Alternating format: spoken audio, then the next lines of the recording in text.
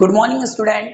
आज हम लोग कवर करेंगे chemical equation and chemical reaction का सेकंड पार्ट। उम्मीद करता हूं आप लोगों ने फर्स्ट पार्ट देख लिया होगा, क्योंकि फर्स्ट पार्ट बहुत ही ज़्यादा इंपॉर्टेंट है। आप प्लीज़ देख के उसे आए। मैंने उसकी डिस्क्रिप्शन उसके लिंक नीचे डिस्क्रिप्शन में डाल दिया और ऊपर आई बटन में डाल दिया। चलिए we are starting second part. So यहाँ पे हमारे पास जो रहेगा, सबसे पहले हम लोग केमिकल इक्वेशन को समझेंगे। What is chemical equation?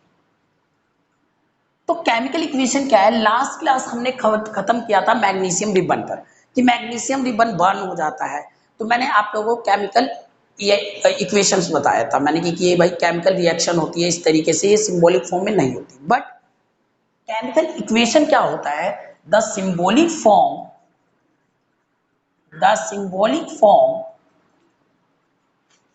Of a chemical reaction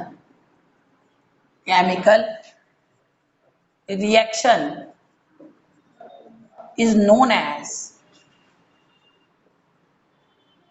chemical equation। Means that आप किसी भी केमिकल रिएक्शन को अगर रिप्रेजेंट करते हैं उसके सिंबॉलिक फॉर्म में, तो वो हो जाता है आप लोग के पास chemical equation. So let's example हम देखते हैं। एग्जांपल की बात करें, जैसे कि हमने परसों करा था कि मैग्नीशियम, मतलब कि पिछली क्लास में हमने magnesium plus oxygen gives magnesium oxide. Magnesium oxide means मैं 9th क्लास में ये सीख चुका हूं कि मैग्नीशियम का सिंबल कि क्या होता है। तो बेसिकली आप लोग को पता होना चाहिए, और नहीं पता तो आइए मेरे साथ केमिस्ट्री पढ़िए, मैं आराम से आप लोगों को सिखा दूंगा। लाइन वाइज चलेंगे, बिल्कुल मजा आने वाला है। देखो बस मजा आने वाला है। Magnesium Mg, oxygen O2 and magnesium oxide. मैं यहाँ MgO लिख देता हूँ, 2MgO। बेसिकली ये बैलेंस नहीं है, अनबैलेंस्ड है। खैर बैलेंस अनबैलेंस हम आगे पढ़ेंगे, कोई इशू ऐसा नहीं है, टेंशन मत लो। बैलेंस अनबैलेंस आगे पढ़ेंगे, बस हम यहाँ पे डिस्कस करें कि केमिकल इक्वेशन क्या होता है। केमिकल इक्वेशंस मींस दैट कि हम लोग किसी भी केमिकल रिएक्शन का सिंबॉलिक फॉर्म लिख रहे हैं, किसी भी केमिकल रिएक्शन का सिंबॉलिक फॉर्म लिख रहे हैं। ओके, सो मैग्नीशियम क्या है? सॉलिड है, एस लिख देंगे। ऑक्सीजन क्या है? गैस है, जी लिख देंगे। और आप लोग को ये भी बता दूं, ये पाउडर फॉर्म में होता है, तो ये भी क्या लिख देंगे हम इसको? सॉलिड। ये भी एक सॉलिड है। सो आप लोग को बता दूं कि हम केमिकल इक्वेशंस में कुछ क्या यूज करते हैं? एब्रीविएशन। बट फर्स्ट एब्रीविएशन से पहले मैं आप लोग को बता दूं, लेफ्ट साइड में यानी केमिकल रिएक्शन के जो लेफ्ट साइड में होता है उसे हम लोग क्या बोलते हैं? रिएक्टेंट। क्या बोलते हैं? Reactant. And which is in right side, यानी जो राइट साइड में है उसे हम लोग क्या बोलते हैं बच्चे? प्रोडक्ट बोलते हैं। बस आप लोग इतना समझ जाओ यार, सिंपल तो है ना? ये लेफ्ट साइड वाला रिएक्टेंट और राइट साइड वाला प्रोडक्ट, बिल्कुल कंफ्यूज नहीं होना। लेफ्ट साइड वाला रिएक्टेंट, राइट साइड वाला प्रोडक्ट, कहीं भी यूज कर लेना यार। कॉम्पिटेटिव एग्जाम वगैरह में भी यूज होता है, 10th में भी यूज होता है, हर जगह यूज होता है। सो कॉमन है यार, इट इज कॉमन। तो अब हम आगे बढ़ते हैं और हम लोग देखते हैं abbreviation which is used in chemical equation। Chemical equation में हम कौन से एब्रीविएशन को यूज करते हैं? What do you mean by abbreviation? Abbreviation means that short form, shortcut. Like doctor, doctor के लिए हम लोग यूज करते हैं, डॉक्टर के लिए हम लोग यूज करते हैं DR डॉट। इंजीनियर के लिए यूज करते हैं हम लोग ER डॉट। तो इसी तरीके से इन केमिकल रिएक्शंस में हम कुछ एब्रीविएशन को यूज करते हैं, जैसे कि S सॉलिड के लिए, जैसे कि यहाँ यूज करा था। G गैस के लिए, L लिक्विड के लिए, और क्या यूज करते हैं बच्चे? डेल हीट के लिए, that is called del. And another one is AQ that is called aqueous solution. Means that मिला जुला के बात ये है कि आप लोग कंसीडर कीजिए कि मैंने किसी के अंदर वाटर डाल दिया, चूना में मैंने बेसिक क्विक लाइम में वाटर डाल दिया, इट इज अ सॉल्यूशन, और उस सॉल्यूशन को मैं क्या बोलूंगा? एक्वस सॉल्यूशन बोलूंगा। तो ये आप लोगों को क्लियर हो जाना चाहिए। Then ready to take a screenshot. Okay, so यार एक बात बोलूं, बहुत नाराज हूं मैं तुम लोगों से। रियलिटी में यार प्लीज सब्सक्राइब कर दिया करो यार, चाहे वीडियो देख के भाग जाते हो, ये अच्छी बात नहीं है। वीडियो देख के भागा मत करो, सब्सक्राइब किया करो प्लीज।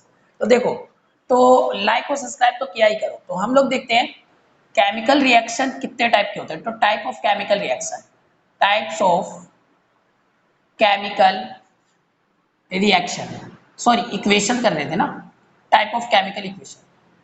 तो टाइप ऑफ केमिकल इक्वेशन में अगर हम बात करेंगे तो there is two types of chemical equation, two types of chemical reaction यानी इक्वेशंस।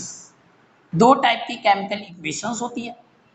पहला आप लोग का होता है balanced chemical equation, balanced chemical equation, और दूसरा आप लोग के पास होता है अनबैलेंस्ड केमिकल इक्वेशन। तो बैलेंस केमिकल इक्वेशन और अनबैलेंस केमिकल इक्वेशन क्या होता है, इसको समझने से पहले हम लोग एक बार मूव करेंगे, दोबारा देखेंगे 9th क्लास का एक topic that is called law of conservation of मास। देखते हैं यहाँ पे लॉ ऑफ कंजर्वेशन ऑफ मास क्या होता है, क्योंकि इससे काफी कुछ क्लियर हो जाएगा हमारा ये बैलेंस और अनबैलेंस। तो law of conservation of mass अगर हम देखेंगे तो हमने 9th में पढ़ा था, as we know that mass can neither be created nor destroyed। ना आप मास को बना सकते हो, ना आप मास को तोड़ सकते हो। तो ये कहता था हमारा law of conservation of mass. Let us consider कि कहना क्या चाहता है। तो ये कहना चाहता है the mass of the reactant, the mass of the reactant is always equal to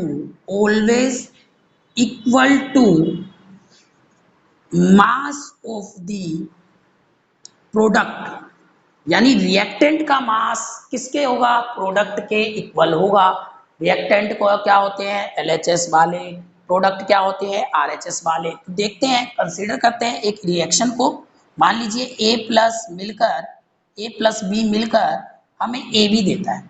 consider A plus B मिलकर हमें ए बी देता है। Let consider the mass of A is 7 and the mass of B is 3 unit. So आप लोग को क्या मिलेगा, अगर मास ऑफ ए 7 है, मास ऑफ बी 3 है, 7 एंड 3 है, तो आप लोग को ऑटोमेटिकली अगर ये law of conservation of mass follow कर रहा होगा तो ये अपने आप कितना हो जाएगा, 10 यूनिट हो जाएगा। यानी कि ये क्या फॉलो कर रहा है, law of conservation of mass follow कर रहा है। क्या फॉलो कर रहा है, लॉ ऑफ कंजर्वेशन ऑफ मास। याद रखना भाई, लॉ ऑफ कंजर्वेशन ऑफ मास तभी होगा जब आपका मास ऑफ रिएक्टेंट किसके बराबर हो जाए बच्चों, मास ऑफ दी प्रोडक्ट के बराबर हो जाए, मास ऑफ दी प्रोडक्ट के बराबर हो जाए। कोई भी डाउट हो कमेंट सेक्शन में डाल दो, अभी समझा दूंगा, दोबारा समझा दूंगा, कोई मेरे को प्रॉब्लम नहीं है, दोबारा एक वीडियो बना दूंगा, मेरे को कोई प्रॉब्लम नहीं है। अगर कोई भी डाउट हो तो डाल दो बस, कहाँ पे, कमेंट सेक्शन में। चलिए take the screenshot. So okay, our next topic is that कि बैलेंस केमिकल रिएक्शन क्या होते हैं। पहले हम अनबैलेंस को पढ़ लेते हैं। अनबैलेंस्ड केमिकल रिएक्शन क्या होता है, अनबैलेंस्ड केमिकल रिएक्शन और skeletal chemical reaction, skeletal chemical reaction. तो देखिए ये क्या होता है, the reaction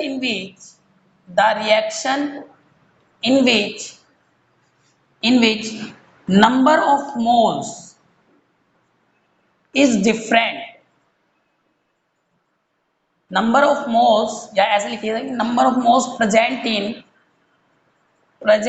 reactant is not equal to number of moles present in product. By 250 like चाहिए यार, 250 याद रखना, 250 चाहिए पूरे, 250 लाइक एम है मेरा, तभी अगली वीडियो आएगी। प्लीज 250 यार, ठीक है। The reaction in which number of moles present in reactant is not equal to number of moles present in product. Consider करते हैं एक एग्जांपल को हम, जैसे कि मान लीजिए प्लस O2 है, तो ये हो गया तुम्हारा 2MgO। तो ये जो है आप लोग एक बॉक्स बनाता हूं मैं, मान लीजिए ये एलिमेंट है, ये रिएक्टेंट है, ये प्रोडक्ट है। पहला एलिमेंट Mg ले लेते हैं, दूसरा ऑक्सीजन ले लेते हैं। यहाँ मैग्नीशियम कितना है 1 है, यहाँ पे मैग्नीशियम 2 से इंटू कर देंगे तो 2 हो जाएगा। यहाँ पे ऑक्सीजन कितना है 2 है, वहां पे भी ऑक्सीजन 2 से इंटू हो जाएगा 2 है। बट आप लोग यहाँ पे देख सकते हैं कि यहाँ पे मैग्नीशियम क्या है, यहाँ पे सिंगल मैग्नीशियम, यहाँ पे 2 moles of magnesium. So that's why the chemical reaction is unbalance, क्योंकि यहाँ पे आप नंबर ऑफ मोल्स देख सकते हैं, ये अलग अलग है, डिफरेंट है। इस कारण से इसको हम लोग क्या बोलेंगे, क्या बोलेंगे हम लोग, अनबैलेंस केमिकल रिएक्शन। याद रखना, these are not follow the law of conservation of मास। ये law of conservation of mass follow नहीं करते, मींस दैट जो मास रिएक्टेंट का होगा, यानी mass of reactant is not equal to mass of product. Mass of reactant mass of product के equal नहीं होगा। इस चीज को आप लोग क्लियर कर देना यार, mass of reactant is not equal to the mass of product. Okay, clear. चलिए नोट कर लीजिए, take the screenshot and next topic करते हैं हम, balance chemical reaction. So our next topic is balance chemical reaction. हम पहले हम definition पढ़ेंगे कि बैलेंस केमिकल रिएक्शन क्या होता है, उसके बाद मैं सिखाऊंगा आप लोग को how to balance the chemical reaction. बेटा बहुत इजी वे में सिखाऊंगा, बहुत इजी ट्रिक बताऊंगा, जिससे आप लोग हर टाइप के क्वेश्चन को आसानी से कर सकते हो। याद रखना, एक क्वेश्चन तो बैलेंस केमिकल रिएक्शन से बनता है मेरे भाई बोर्ड के एग्जाम में, और बहुत ज्यादा इंपॉर्टेंट टॉपिक ये बन जाता है। यानी कि बैलेंस केमिकल रिएक्शन क्या होता है, सबसे पहले हम ये समझ लेते हैं, बैलेंस केमिकल रिएक्शन। तो बैलेंस केमिकल रिएक्शन यानी कि मान लीजिए the chemical reaction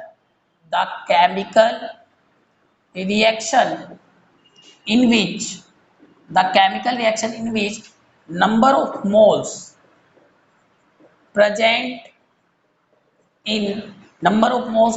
in reactant is always equal to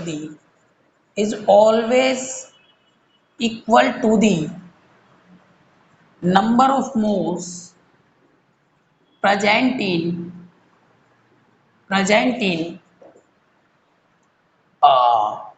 product. Okay, so number of moles present in reactant is equal to the number of moles present in product. Consider कीजिए आप लोग वही same reaction 2Mg plus O2 देता है हमें 2MgO। तो ऐसे situation में मैं बॉक्स बनाता हूँ, और इस बॉक्स को मैं बनाता हूँ, एलिमेंट लिखता हूँ, रिएक्टेंट लिखता हूँ, प्रोडक्ट लिखता हूँ। क्या लिख देता हूँ, Mg। तो देखिए यहाँ कितने Mg मॉलिक्यूल 2, यहाँ पे कितने 2। ऑक्सीजन के देख लेते हैं, ये रहा ऑक्सीजन का 2, ये रहा ऑक्सीजन का, ये 2 दोनों से इंटू हो रहा है 2।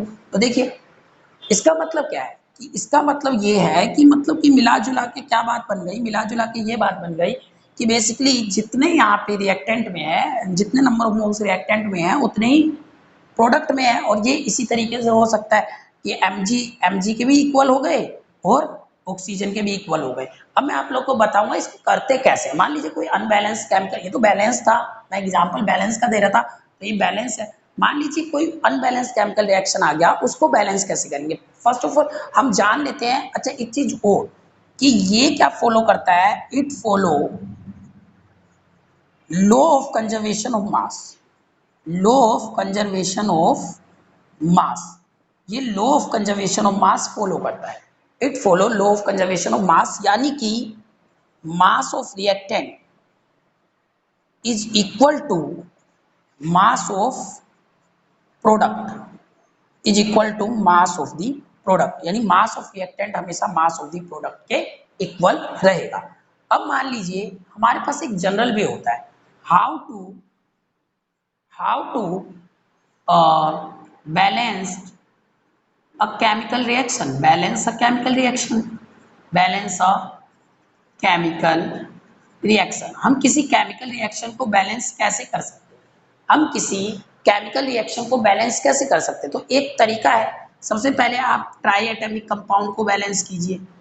ट्राई एटॉमिक के बाद आप लोग नॉर्मली मेटल्स को कीजिए, और मेटल्स के बाद आप नॉन मेटल को कीजिए, और नॉन मेटल में सबसे पहले आप लोग ऑक्सीजन को बैलेंस कीजिएगा और हाइड्रोजन को देन कीजिएगा। मतलब ऑक्सीजन और हाइड्रोजन की अगर बात होगी तो पहले ऑक्सीजन को बैलेंस कीजिएगा, देन हाइड्रोजन को बैलेंस कीजिएगा। इस तरीके से अगर हम चलेंगे तो हमारा कोई भी केमिकल रिएक्शन इजीली बैलेंस हो जाएगा। मैं एक एग्जांपल आपको आगे बताता हूँ कि किस तरीके से, एक एनसीईआरटी का एग्जांपल, और वो कॉमन भी है, फिर मैं आप लोग को बताऊंगा टिपिकल वे जैसे किसी भी केमिकल रिएक्शन को आप बैलेंस कर सकते हैं। चलिए लेट्स नो। ओके, तो देखिए गाइस, सबसे पहले हम इसको देखेंगे कि ये जो है एक एनसीईआरटी का एग्जांपल है और सबसे कॉमन है। सबसे पहले हम इसको में देखेंगे कि ये बैलेंस है या अनबैलेंस है। अगर ये अनबैलेंस है तो हम इसको क्या करेंगे, बैलेंस करने की कोशिश करेंगे। तो देखते हैं, सबसे पहले हम लोग अपना टेबल बनाते हैं, जो मैंने टेबल बताया है। बना लो भाई, टेबल बना लो, जरूरी है यार, जरूरी है पढ़ना। Element, reactant, product. फर्स्ट हम Fe को देखेंगे, देन हम H को देखते हैं, देन हम O को देखते हैं, और देन हम H को देखते हैं। अभी पीछे रूल बताया ना मैंने, पहले मेटल को देखना, फिर ऑक्सीजन को देखना, फिर हाइड्रोजन को देखना। तो आयरन देखो, यहाँ एक है, यहाँ तीन है, लो ये क्या हो गया, अनबैलेंस है ना। अब यहीं पे मेरे को आगे जाने की जरूरत ही नहीं है, मैं यही लिख देता हूँ, hence the reaction will unbalance, reaction will unbalance. इसका मतलब ये रिएक्शन क्या है, अनबैलेंस्ड है। तो मुझे क्या करना है, मुझे इसको बैलेंस बनाना है। मुझे अनबैलेंस को क्या बनाना है, बैलेंस बनाना है। सिंपल ट्रिक जान लो और समझ लो, देख लो। तो यहाँ पे क्या करूंगा, सबसे पहले मैं दोबारा से इस रिएक्शन को लिखता हूँ, FeH2O और Fe3O4 प्लस H2। एक चीज तो ध्यान रखना, जो मैं ये तरीका बता रहा हूँ इसमें ओनली आप मल्टीप्लाई कर सकते हैं एंड डिवाइड कर सकते हैं। आप क्या नहीं कर सकते, इसके अंदर एडिशन और सब्सट्रैक्शन नहीं कर सकते। तो देखो, सबसे पहले इनमें से मेटल सेलेक्ट करते हैं, तो मेटल है आयरन। तो ये देखो भाई, ये मैंने टेबल बना लिया, एलिमेंट, रिएक्टेंट, प्रोडक्ट। यहाँ पे Fe लिख देता हूँ। Fe कितना है, रिएक्टेंट की तरफ Fe है एक, और उस तरफ कितना है, 3। प्रोडक्ट में कितना है, 3। तो अब मुझे तो इसको 3 बनाने के लिए मैं क्या करूंगा, ये मत कहना 2 ऐड कर देंगे सर, नहीं, ऐड और सब्सट्रैक्ट तो करना ही नहीं है। तो क्या करूंगा, इसको 3 से मल्टीप्लाई कर देते हैं, इसको 3 से क्या कर देते हैं, मल्टीप्लाई। तो ये हो गया तुम्हारा 3Fe प्लस H2O, ये बन गया Fe3O4 प्लस H2। देखो, मैंने जहां चेंज करा है वही बस कर देना चेंज, बाकी सारा सेम लिख देना, सारा सेम। अब आयरन हो गया बैलेंस। अब बढ़ते हैं हम किसकी तरफ, हाइड्रोजन या ऑक्सीजन। अब कोर्सली ऑक्सीजन, ये बताया था ना पीछे टेबल, तो ऑक्सीजन। तो देखते हैं, तो ये एलिमेंट हो गया, ये रिएक्टेंट हो गया, ये प्रोडक्ट हो गया। ऑक्सीजन की बात कर लेते हैं। यहाँ ऑक्सीजन बच्चे सिंगल है, मतलब 1। यहाँ पे ऑक्सीजन 4, ओह बहुत ज्यादा है। तो चलिए, तो इसको 4 बनाने के लिए मैं क्या करूंगा, 4 से इंटू करूंगा। तो ऐसे में क्या हो जाएगा, ये ऐसे में ये हो जाएगा तुम्हारा 3Fe plus 4H2O। Okay, then ये हो गया तुम्हारा, बाकी सारा सेम लिख दो, Fe3O4 प्लस H2। अच्छा, कभी भी ध्यान रखिएगा, आप 4 यहाँ नहीं लगा सकते, आप इंटू और डिवाइड करेंगे तो आगे ही करेंगे, कोफिशिएंट ही बनाएंगे। क्लियर। तो it is the second step, and the next step is, अब आप लोग के पास क्या बच गया, ऑक्सीजन, ऑक्सीजन बच गया, सॉरी हाइड्रोजन बच गया। ऑक्सीजन को तो हमने बैलेंस कर दिया, हाइड्रोजन को बैलेंस करते हैं। तो ये है बच्चे आप लोग का, ये हो गया एलिमेंट, ये हो गया रिएक्टेंट, ये हो गया प्रोडक्ट। तो ये हो गया तुम्हारा हाइड्रोजन। 4 2 जा 8, ऐसे करते हैं, 2 ये नीचे है, 4 इसके आगे, तो ये हो गया 8। और यहाँ पे कितना बच्चे, 2 है। तो इसको मैं किससे इंटू करूंगा, 8 बनाने के लिए, तब कोसली 4 से। तो ये क्या हो गया, 3Fe plus 4H2O, it gives Fe3O4 plus 4H2। अब मैं इसको देखूं, अब मैं इसको देख लेता हूँ ये बैलेंस है या नहीं है, एक बार चेक कर लेते हैं। फिर से बड़ा सा टेबल बनाया मैंने, यहाँ लिखा एलिमेंट, यहाँ लिखा रिएक्टेंट, यहाँ लिखा प्रोडक्ट, और यहाँ लिखा Fe, यहाँ लिखा हाइड्रोजन, और यहाँ लिखा, ये सॉरी, यहाँ लिखा ऑक्सीजन, यहाँ लिखा हाइड्रोजन। Fe यहाँ कितना है, 3 है, यहाँ कितना है, 3 है। यहाँ ऑक्सीजन यहाँ 4 है, 4 को से इंटू करोगे तो 4 हो जाएगा। यहाँ पे भी ऑक्सीजन कितना है, 4 है। यहाँ पे हाइड्रोजन 8 है, 4 टू जा 8, यहाँ पे भी 4 टू जा 8। So the chemical reaction will completed or the unbalanced chemical reaction will created as a balanced chemical reaction। तो यहाँ पे काफी सिंपल स्टेप्स मैंने फॉलो करे हैं और आप लोगों का आंसर। बट आप लोग याद रखिएगा काफी कॉम्प्लिकेटेड क्वेश्चन होते हैं जो इससे नहीं होते हैं। तो मैं आपको एक और तरीका बता रहा हूँ, वो तरीका आप कहीं भी लगा सकते हैं, यहाँ तक कि इस क्वेश्चन में भी लगा सकते हैं, बहुत आसान है। चलिए लेट्स टेक द स्क्रीनशॉट।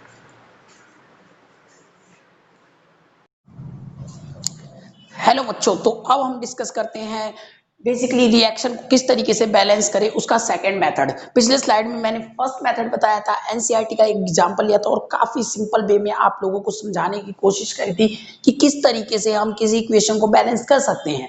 और ये सेकंड मेथड होने वाला है, काफी इजी होने वाला है। एमसीक्यू टाइप के कितने भी क्वेश्चन आएंगे शॉर्टकट मेथड लगा देना है, कितना भी कॉम्प्लिकेटेड क्वेश्चन होगा ना बच्चों, बस ये मेथड लगा देना, 100% काम करेगा, 100% आपको आंसर मिल जाएगा। जरा देखते हैं क्या है। देखिए जैसे कि सी है, तो बच्चों यहां पे सी ए के सामने कोफिशिएंट क्या है, ए है।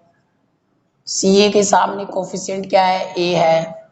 यहाँ पे सी ए कितना है, 3 है और कोफिशिएंट कितना है, सी है। सॉरी, यहाँ पे सी ए के सामने सी ए को जो सी ए को हम लोगों ने देखा है, यहाँ पे 3 मॉलिक्यूल ऑफ सी ए है और कोफिशिएंट क्या है, 3C है। तो यहाँ पे मैं लिख दूंगा 3C।